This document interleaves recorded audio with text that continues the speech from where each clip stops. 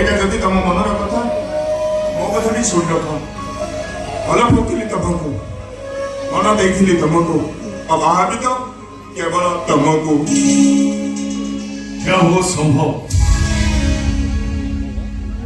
तुम्हें मो भूणी की भल पाउथिलो, से भी तुमको भल पाउछि।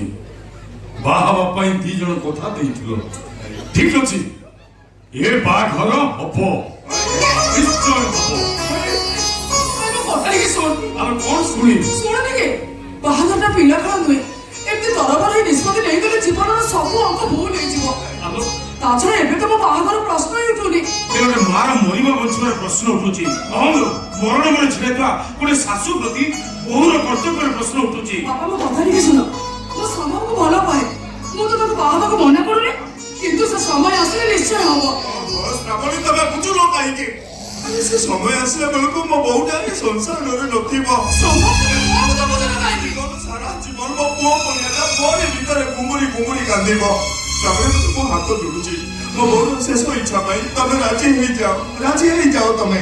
ରାଜି ହେଇଯା ଲୋ ଭଉଣୀ, ତୁ ପରା ତାକୁ ଭଲ ପାଉଥିଲୁ, ତା ମାଟା ମରିଛି ବୋଲ, ତା ଆତ୍ମା ସେପଟରେ ଛଟପଟ ହବ, ଏଇଟା କଣ ତତେ ଭଲ ଲାଗିବ? ଭାଇ ତୁମ କଥା ଟିକେ ବୁଝିବାକୁ ଚେଷ୍ଟା କର, କାହିଁକି ତ ଏ ହୁଣ୍ଡି, ତୋ ପ୍ରେମକୁ ତୋ କାନିରେ ଗଣ୍ଠି ପକେଇକି ବାନ୍ଧିକି ରଖ।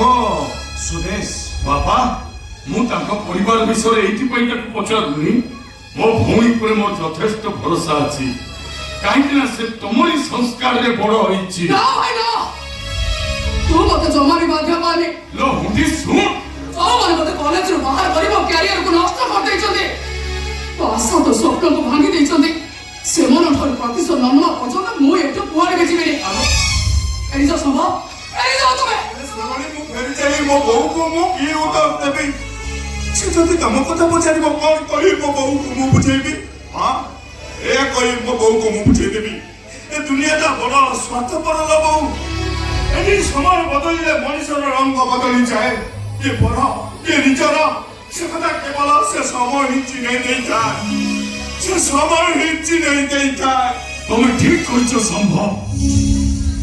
ସମୟ ବେଳେ ବେଳେ ନିଜ ଲୋକଙ୍କୁ ବେଶୀ କଷ୍ଟ ଦେଇଥାଏ। ଏ ଭାଇ ତୁ କଣ କହିବାକୁ ଚାହୁଁଛୁ? ଆରେ ତୁ ତାକୁ ଭଲ ପାଉଥିଲୁ, ବାହାବାରେ ଅସୁବିଧା କଣ? ଆମେ ତ ବାପ ଭାଇ ରାଜି, ତା ଛଡା ତା ମାଟା ମରିଛି ବୋଲ, ତା ଆତ୍ମା ସେପଟରେ ଛଟପଟ ହବ, ତତେ କଣ ଭଲ ଲାଗିବ? ତା ଛଡା ଏମିତି ଗୋଟେ ସୁଯୋଗ, ତୋ ଭାଇର ରାକ୍ଷୀ ପାଉଣା ସୁଝିବା ପାଇଁ ଗୋଟାଏ ସୁଯୋଗ ଦେ ଲୋ ଭଉଣୀ।